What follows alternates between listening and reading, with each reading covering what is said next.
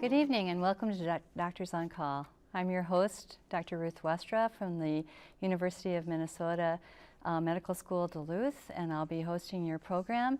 Tonight we have conversations on lung problems. What would you like to know about the diagnosis and treatment of lung issues like pneumonia, influenza, emphysema, COPD, sleep apnea, cancer? Call the numbers on the bottom of your screen and ask away. Locally dial 218-788-2844 or call toll-free at 1-877-307-8762. I'm pleased to welcome on our panelists this evening Dr. Wayne Elmer, a pulmonary medicine specialist with St. Luke's Pulmonary Medicine Associates, Dr. Timothy Rich, a critical care pulmonary and sleep specialist with Essentia Health-Duluth Clinic, and Dr. Erik Sather, a family physician with Essentia Health-Duluth Clinic Lakeside. Our phone volunteers tonight are Linda Liskowitz and Susan Christensen from the medical school. And now on to tonight's program on lung problems.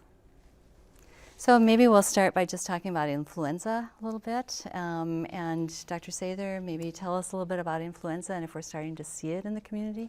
Yeah, we're starting to see influenza in the last couple of months.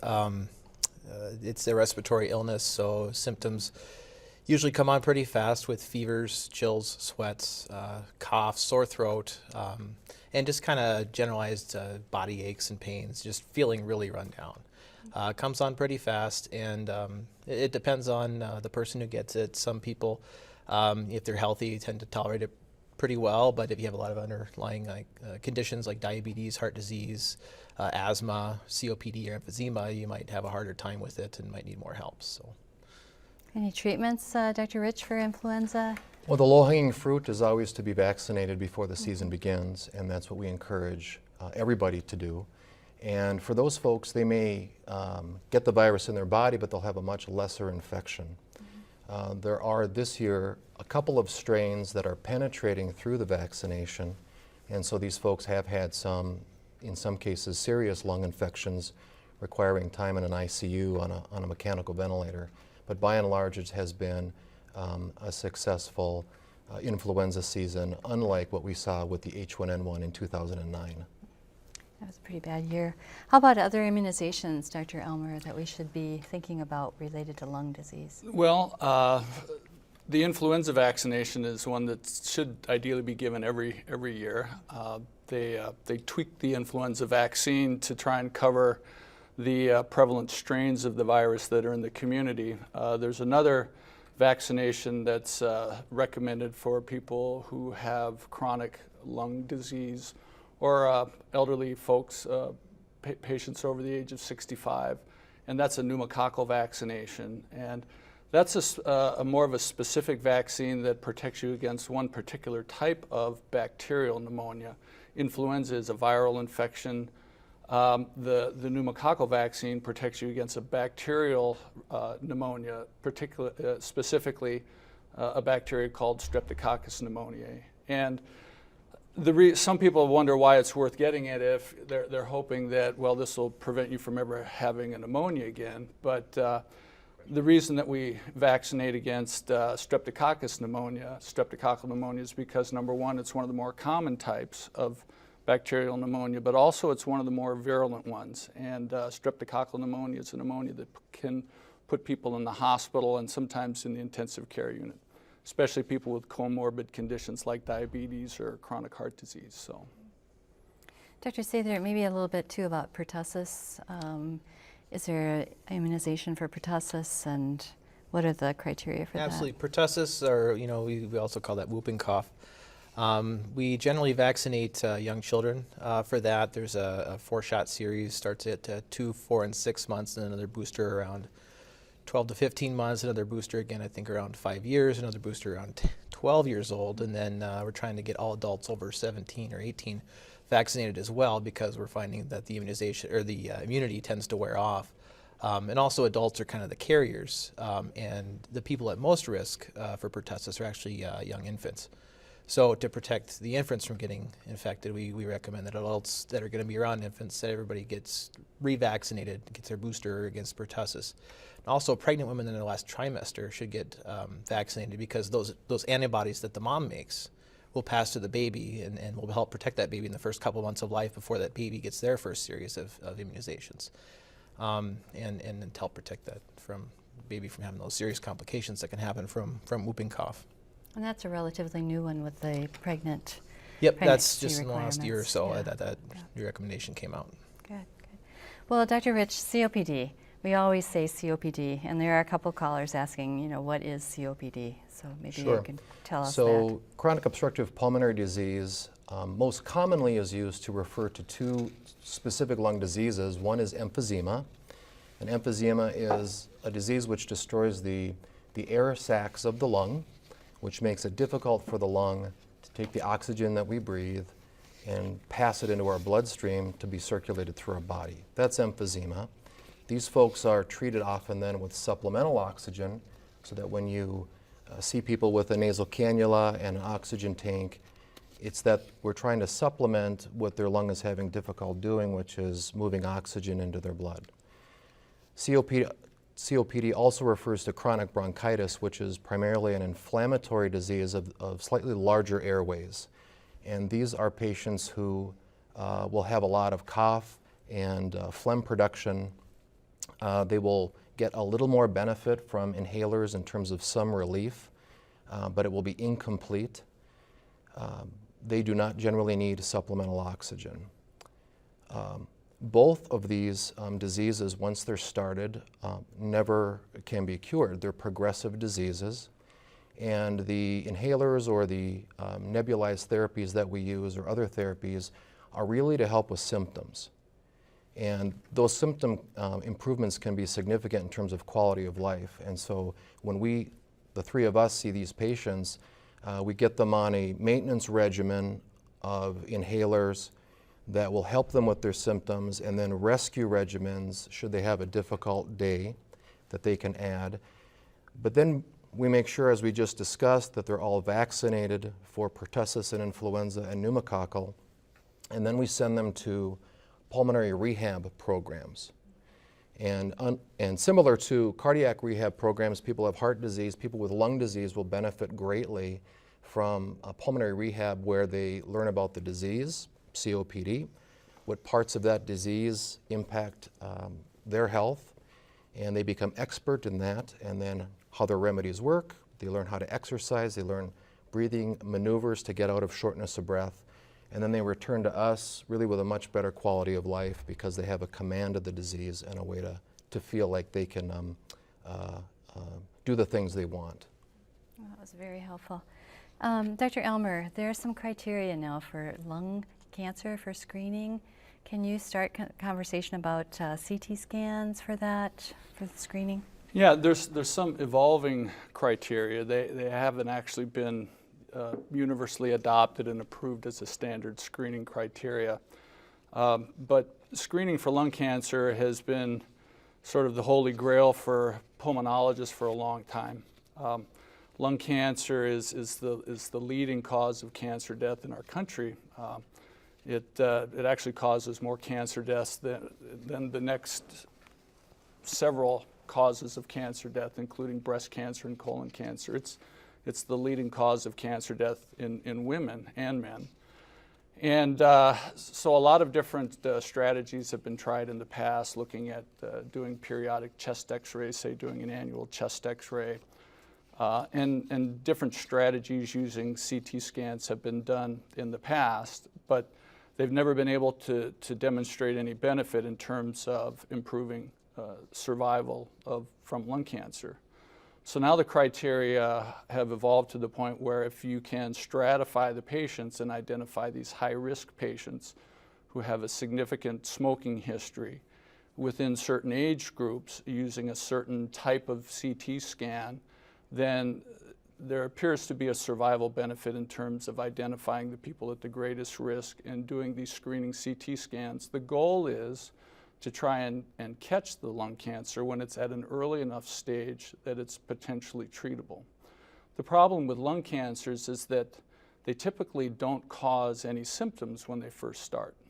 So you can have a tumor the size of a golf ball sitting in the middle of your lung and you would never know that it's there. It doesn't cause pain typically, usually doesn't make you cough, typically will not affect your breathing.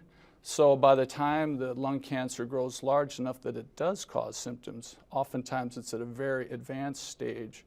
And while they're almost always treatable, the likelihood of a cure is much worse than if you can catch it at an early stage. So there's actually not a formal recommendation to start doing lung cancer screening yet, but at least there appears to be a promising technique and stratification of patients. If we can identify those people and do this screening, then hopefully we'll be able to identify them early enough to do something about it. I should add that really probably the most effective treatment, lung cancer is a largely preventable cancer. The vast majority of lung cancers are associated with smoking. So if you don't start smoking, your chances of getting a lung cancer are very small. And if you are a smoker, stopping smoking is by far the best strategy to reduce your risk of getting lung cancer. And that's also actually true for COPD we were talking about. COPD is a preventable disease. And if I could just add to some of that, this part of Minnesota, northern Minnesota with the mines, et cetera, is really the part of Minnesota that has the most lung cancer per capita. So for 100,000 population, there is about 67 lung cancers among that group, and that is much higher than anywhere else in the state. Most recently, December 30 of this last year, 2013, the United States Preventive Services Task Force released their recommendation as to who should be screened in terms of defining them as high risk. And this would be patients that are 55 to 80 who have smoked for 30 or more pack years and who are either a current smoker or have quit in less than 15 years. And that their physicians would evaluate them as high risk, and then it's called a grade B recommendation, which is just below a grade A, that they undergo what Dr. Elmer has talked about, a low dose chest CT, which is a little less radiation than a full CT, but much more sensitive than the chest x-rays that were not previously good at screening. And then again, as was said, if these can be diagnosed at an early stage, stage 1, for example, and that patient can have that cancer treated with removal for cure, then their 1-year survival is 95% and their 5-year survival is 65%.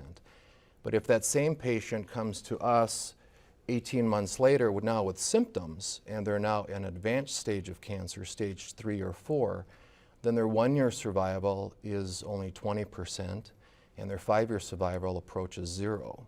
So there is a huge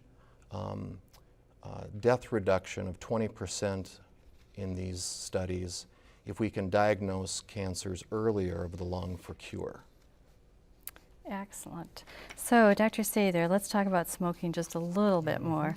So we know that we probably should all stop smoking. Are there any new tools or resources that we have for smoking cessation? Well, there's a lot. You know, we have a lot in the community, in the state. There's a lot of like kind of smoking cessation programs, whether it's run through like the clinics.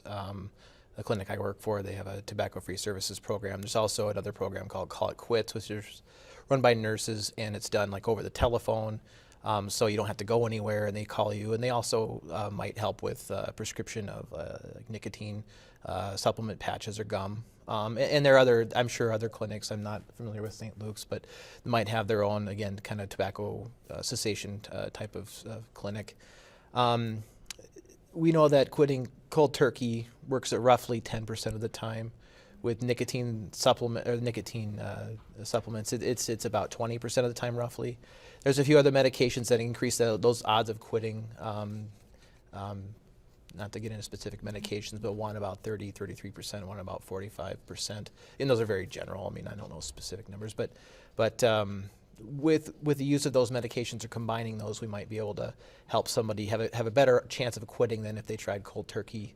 And then again, adding those support with the support of nurses and other people to help contact that person and help them through that quitting process, their odds go up as well. So, so we have tools. It's just hard to hard to quit. Hard It's for people really to get hard. a It's stop date. the two hardest things I ever ask people to do in my clinic are lose weight and quit smoking.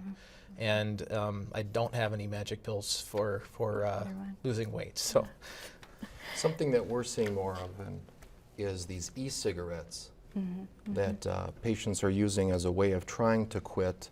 These are battery driven cigarettes where you put a liquid in and then it vaporizes it and it creates a smoke. And patients are beginning to use these as a way of trying to get off cigarettes. There is no current study. I get asked this by patients, is this a good thing to do? There is no current trial that would indicate that this has a place in smoking cessation. It supposedly has less toxin than a typical cigarette. The liquids that you can buy are flavored and can have nicotine in them, or flavored without nicotine. And so we're waiting to see if these are good. I think what it does is it tempts people to go back to smoking cigarettes. And so we much prefer the quit plan programs or the tobacco-free programs, which really kind of address not just the nicotine dependence, but also the habitual things that come that an e-cigarette cannot. So. Yeah, it's very complicated. Well, Dr. Elmer, we're going to switch topics a little bit. Histoplasmosis, a caller from Duluth asking about histoplasmosis and how it's transmitted. Histoplasma is essentially a fungus that is endemic to this part of the country. It lives in the soil. So we all have the potential to be exposed to it. When it's in the soil, it's in an inert form called a spore. And you can, if you disturb the soil, you can inhale the spores. Once they get inside your lungs in a warm, moist environment, then they can germinate into a yeast form. And the yeast form has the potential to make us sick, but the good news is that histoplasma is actually kind of a weak sister. And so someone who has an intact immune system probably won't get sick enough from breathing in histoplasma spores that they would ever even go see their doctor. They might feel like they have a bronchitis or something, they might cough a bit, but usually it's a self-limiting disease because your body's immune system is capable of sort of encapsulating it and walling it off and wiping it out. People who don't have an immune system, people who are somehow immunocompromised, people who might be getting chemotherapy, people who have AIDS, people who don't have a normal immune system can get sick. They can get disseminated disease. It can go to the brain and all parts of the body and make them really critically ill. But as pulmonologists, where it causes trouble for us is histoplasma, when it gets in the lungs, it can leave behind small nodules, basically a small circular scar. And let's say you have a 65-year-old person who's a smoker who gets one of these new screening CT scans, and you see a small circular scar on the lung that's maybe 7 or 8 millimeters, and it's really impossible to determine, is that something benign like a histoplasma granuloma, or is it a tumor? And so we wind up doing lots of studies to try and determine if this is something malignant or benign. But for most people, histoplasma is really not a life or health-threatening disease, but it does cause a lot of trouble because it tends to leave behind these spots in the lungs. Dr. Sather, I have a caller from Hibbing. Never smoked, but exposed to secondary smoke. Are there certain symptoms that person should watch out for related to lung disease? Well, it does make you more prone to catching colds and viruses and things like that. For kids, it makes you more prone to ear infections and possibly asthma.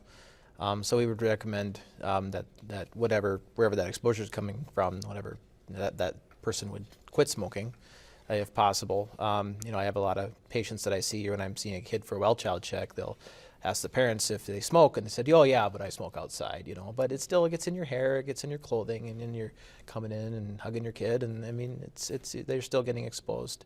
So I don't know if you guys have anything else to add to secondhand smoke exposure. But.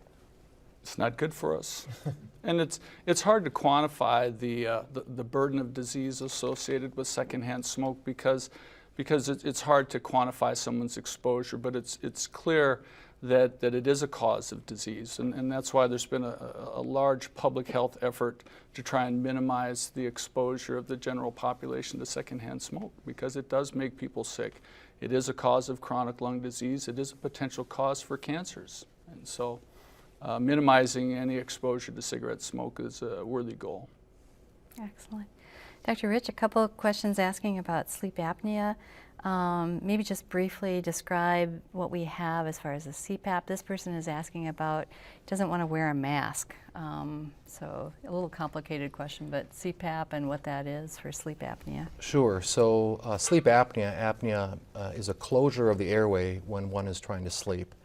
And this generally happens in people that have a certain body habitus. These are for larger people with a larger neck, for example. It can also be for certain ethnic groups that have flatter facial features. So sleep apnea can occur from the tip of the nose down to the bottom of the neck. Somewhere along that way, there's a closure of the airway when one sleeps. And so defining where that location is that keeps someone apneic is important, because that's what indicates the best therapy.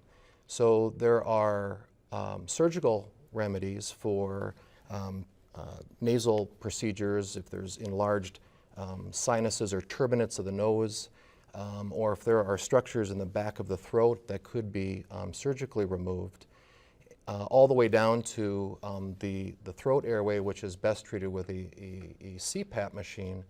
And this machine gives a continuous flow of air or pressure of air to sort of splint open the airway so that someone is able to breathe through that without it collapsing.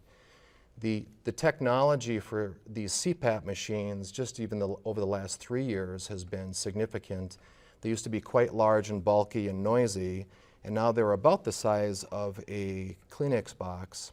And the technology for the masks have also improved in terms of the types of materials and the configurations. And so patients who have a diagnosis of sleep apnea should definitely have it treated, but should work with their sleep physician and sleep clinics and their equipment providers to find the right machine with the right mask so that they have comfort and can get the benefit of treatment. And there's also, for the right patients, there's also a type of oral appliance or mouthpiece. Usually probably work best for patients who are at the milder end of the spectrum in terms of their sleep apnea, but this oral appliance or mandibular advancement device can be an attractive option for some people, especially if they don't enjoy the sensation of having a mask on their face. Yeah, that's very helpful. Just a quick question, Dr. Sather. Caller from ESCO asking about scoliosis and lung function. Does that have any bearing? Well, it might. If they have a severe enough scoliosis, they might have, I don't know if you'd call it like restrictive lung disease, but you just won't be able to expand your lung as much as you might need to, and that it might make it more difficult to breathe in and out, I guess. I don't know if more specific. Sure, there's primarily nothing wrong with the lung itself. It's that the lung doesn't have room to expand the way it wants to, so it's a chest wall restriction. And if someone cannot take, as a result, the size breath that they want, then they're going to feel this typical shortness of breath. Dr. Elmer, we only have about a minute left here. Inhalers, we have lots of options for inhalers, but you know there are certain kinds that are very expensive, like the Advairs, the combinations, and maybe a description of why they're so expensive. Well, that's not an easy question to answer. I guess the short answer is they're expensive because they're, you know, a lot of these medications are still on patent. There's a single manufacturer, and so they're able to, you know, charge the price that the market will bear. I think a lot of different inhalers, many of them are redundant. They do the same thing. In some classes of the inhalers, there are generic options. So I think for someone who's struggling with the cost of their medications, the best thing to do is to talk to your doctor and ask about, you know, equivalent medications that might be available in a generic form. Because there are alternatives to some of these expensive combination inhaled medications. I was going to say, we've seen like with one called albuterol, the propellant had to change, and then when they changed that, they all went from generic to name brand, and the cost went way up. They went up again. And it'll take time for that to come back down. So with time, hopefully the cost will come down. Yep. Well, our time is up. So I want to thank our panelists, Dr. Wayne Elmer, Dr. Timothy Rich, and Dr. Erik Sather, and our medical school volunteers, Susan Christensen and Linda Liskowitz. Please join Dr. Ray Christensen next week for our last program of the season on high blood pressure, when his panelists will be Dr. Mitch Cardwell, Dr. Nancy Hassinger, and Dr. Ryan Harden. I'm Dr. Ruth Westra. I want to thank you, and good night.